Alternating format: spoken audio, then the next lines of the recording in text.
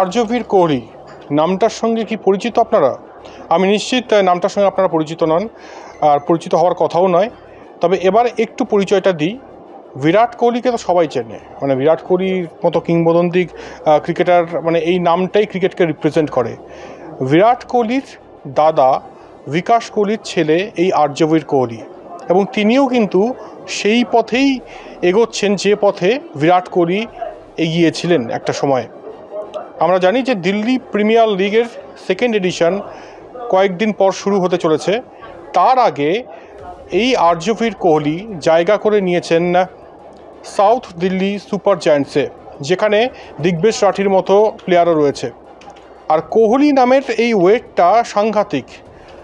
তবে কোনোভাবেই তার কিন্তু এই অহংকার যে কোহলি সঙ্গে আমি কোনো না কোনোভাবে বিরাট কোহলির সঙ্গে যুক্ত, সেটা নিয়ে তিনি প্র্যাকটিস সেশনে তাকে প্র্যাকটিস করতে দেখা যায়নি।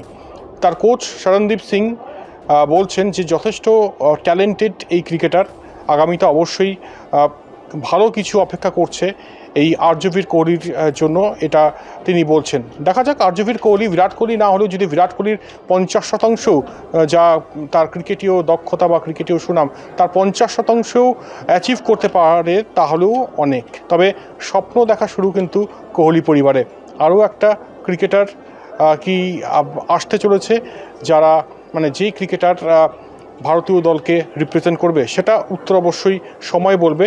তবে আপাতত যেটা খবর, এই আর্যভীর কোহলি সাউথ দিল্লি সুপার জায়ান্টসের দলে জায়গা করে নিয়েছেন এবং দিল্লি প্রিমিয়ার লিগে নিজের সেরাটা দেওয়ার জন্য প্রস্তুত আর্যভীর কোহলি।